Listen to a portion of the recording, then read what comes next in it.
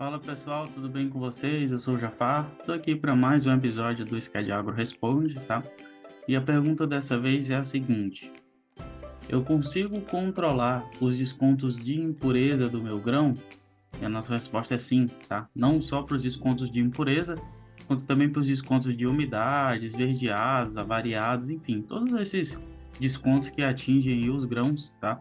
A gente consegue ter esse controle de descontos dentro do Scad Agro, tá?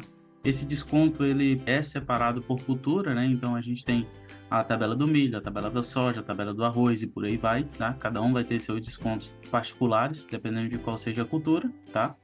Não é uma tabela padrão, o cliente pode cadastrar a sua própria tabela, tá?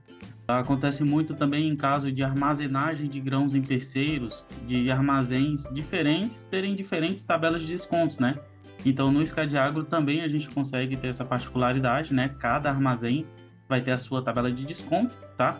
E aí a gente consegue que o sistema faça esses descontos automaticamente no momento do lançamento do romaneio, tá? Eu vou compartilhar a tela com vocês e a gente acompanha como é que esses cadastros são feitos dentro do Scad Agro, tá? A gente está aqui no módulo controle de grãos do Scad Agro, que é onde a gente faz todos os controles dos grãos, tá? Desde a entrada, desde a saída dos armazéns, os descontos, tudo, tá? Então aqui na parte de cadastro a gente vai ter a parte de tabelas e aqui a gente tem todas as tabelas no quesito de descontos dos grãos. No caso foi perguntada a tabela de desconto de impureza, então eu tenho aqui um exemplo de uma tabela já cadastrada para a safra 23/24 para o armazém Grupo Scad Agro, tá? Para o tipo de grão industrial, eu posso separar também para o grão semente, industrial ou ambos, tá?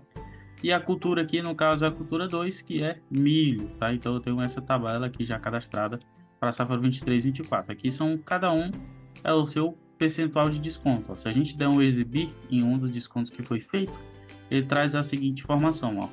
De 0% a 0,99, ele não vai descontar nada. E aí ele segue com os seguintes dados, ó. De 1% a 1,1, ele vai descontar 0,1%, tá? E assim vai todos os descontos cadastrados aí no caso do milho. A soja, a mesma coisa, ó. Nesse caso aqui a soja, se a gente arrastar para o lado, tá aqui, ó. Cultura soja, tá? Para o mesmo armazém.